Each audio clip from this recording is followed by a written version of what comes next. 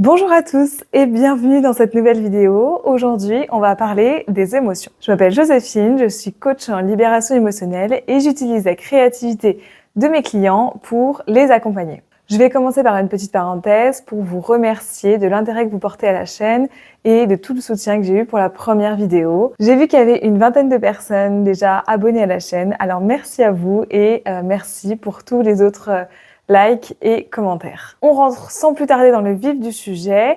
Aujourd'hui, on va parler des émotions. On va essayer de définir ce qu'est une émotion. On va voir qu'est-ce qui compose une émotion, quelles sont les émotions fondamentales et quelles sont les autres. On verra ensuite, soit dans cette vidéo, soit dans une prochaine vidéo, comment l'émotion se manifeste dans le corps, comment est-ce qu'elle circule dans le corps, où est-ce qu'elle intervient dans le corps, est-ce que c'est que dans la tête ou est-ce que c'est dans le reste du corps. On répondra à toutes ces questions, soit dans cette vidéo, soit dans une prochaine. Alors, pour cette vidéo, je me suis basée sur le livre La force des émotions de Christophe André et de François Lelore. Ce livre est très intéressant pour tous ceux qui s'intéressent aux émotions. Je vous conseille fortement de le lire. Alors, on va commencer par essayer de définir une émotion. Et pour la petite anecdote, il y a dans le livre une des plus vieilles définitions d'une émotion. Donc, c'est une définition qui sort du dictionnaire de Furetière de 1690. Alors, émotion, mouvement extraordinaire qui agite le corps ou l'esprit et qui en trouble le tempérament ou l'assiette. La fièvre commence et finit par une petite émotion du pouls. Quand on fait quelques exercices violents, on sent l'émotion dans tout le corps. Un amant sent l'émotion à la vue de sa maîtresse. Un lâche à la vue de son ennemi. Bon, alors cette définition, elle est assez marrante et on voit qu'elle est assez vieille aussi. Donc, on ne va pas se baser sur ça pour définir une émotion, mais ça me paraissait un petit peu rigolo, donc intéressant de vous la lire. Donc, il y a 4 grands courants qui ont essayé de définir une émotion. On va voir les uns après les autres ces 4 grands courants qui essaient de définir une émotion. Alors d'abord, il y a le courant évolutionniste qui est mené par Darwin et qui part du principe que l'émotion provient de nos gènes. Dans ce courant de pensée, les émotions sont quelque chose d'assez animal, d'assez instinctif et d'inné. Dans cette théorie évolutionniste, on a l'idée donc que les émotions font partie intégrante de notre évolution parce que les bébés ressentent des émotions, parce que nos cousins les plus proches, c'est-à-dire les primates, ressentent aussi des émotions qui sont similaires aux nôtres. Et enfin, parce que les émotions servent à nous sauver la vie. C'est-à-dire que face à un danger, notre instinct va nous faire ressentir de la peur qui amène ensuite à la fuite, à la protection pour faire perdurer notre espèce. La seconde théorie sur les émotions provient de William James, qui est un physiologiste, c'est-à-dire qui part du principe que les émotions existent parce que notre corps a ressenti quelque chose. Autrement dit, il défend l'idée que nous ressentons des émotions parce que notre corps est ému. L'émotion, c'est la sensation. Pour illustrer cette théorie, ils expliquent dans le bouquin qu'en fait, le corps va se mettre à trembler, donc on va ressentir de la peur. Cet homme pense à l'envers en fait de Darwin. Donc cette théorie, elle est beaucoup critiquée et elle est assez difficile à conceptualiser.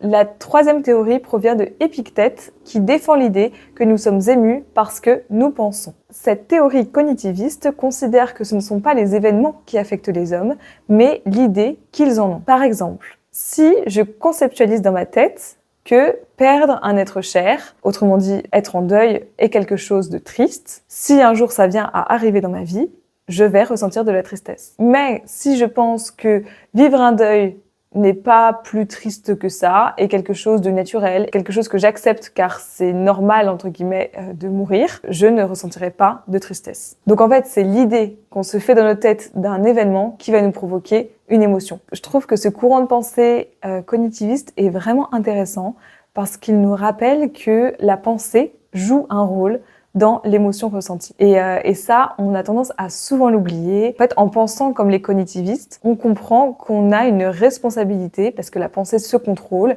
et on a une responsabilité dans les émotions qu'on ressent. Alors évidemment, il y a des émotions qu'on ressent suite à des événements qui sont pas du tout prévisibles, mais on a quand même une part de responsabilité et surtout une part d'action, dans le sens où on peut choisir de ressentir une émotion ou pas, en fonction de notre capacité cérébrale évidemment. La dernière théorie sur les émotions provient du courant culturaliste. Autrement dit, nous sommes émus parce que c'est culturel. Ce sont les travaux de Margaret Mead qui ont mis en avant ce courant de pensée. Pour le courant culturaliste, l'émotion est avant tout un rôle social qu'on se donne. Je vais vous lire une petite expérience qui est écrite dans le livre et qui explique très bien l'approche culturaliste. Alors, une expérience célèbre en psychologie donne un exemple de ces variantes culturelles de l'expression de nos émotions. On projette un film montrant une opération chirurgicale majeure à des étudiants américains et japonais. Les étudiants de ces deux nationalités manifestent de manière similaire des expressions d'anxiété et de dégoût. On répète l'expérience avec deux autres groupes d'étudiants, mais cette fois-ci se trouve dans l'assistance un professeur plus âgé. Les mimiques des étudiants américains sont tout aussi expressives en présence de leur aîné, tandis que les étudiants japonais deviennent plus impassibles ou même sourient. Cette expérience, elle montre bien que en fonction de l'éducation, et en fonction des acquis, des personnes de cultures différentes ne vont pas réagir face à une situation qui est la même. Alors, je connais pas du tout la culture japonaise ni les réactions des Japonais, mais par rapport aux préjugés qu'on en a, on imagine plus des Japonais réservés, qui montrent moins leurs émotions et qui prennent beaucoup plus sur eux que les Américains qui sont dans l'expression de leurs émotions et de tout ce qu'ils ressentent. Donc pour résumer, il y a 4 grandes théories qui parlent des émotions: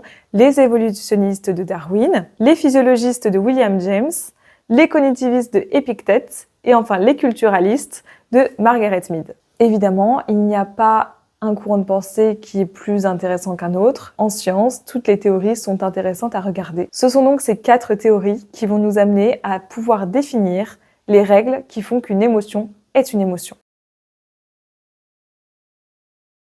Une émotion fondamentale doit débuter soudainement.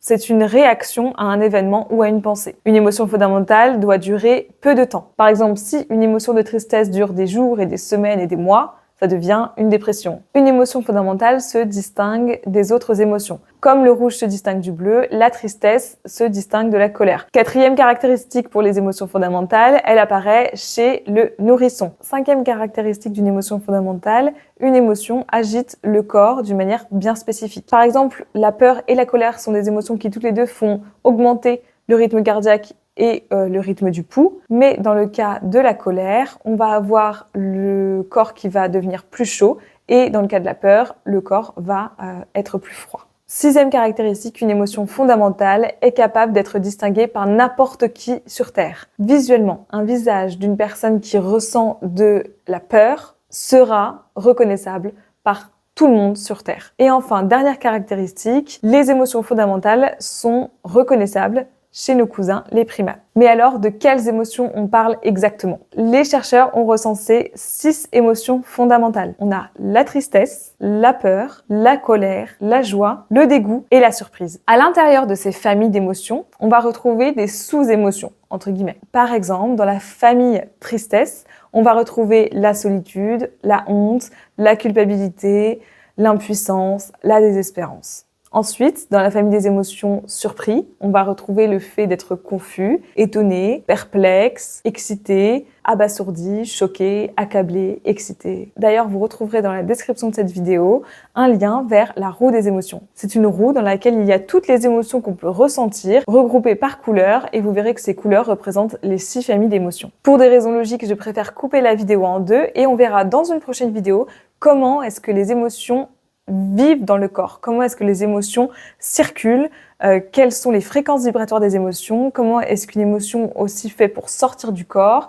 et l'impact des émotions dans le corps. On verra aussi le lien entre la pensée et les émotions et tout ça en s'appuyant du livre de Joe Dispenza, Devenez super conscient. Et dernier petit rappel, je suis en train d'écrire un e-book qui recense 30 exercices de libération émotionnelle en utilisant votre créativité. Pour le recevoir gratuitement dès qu'il sortira, je vous invite à vous inscrire à ma newsletter. Le lien est en bas dans la description. À bientôt!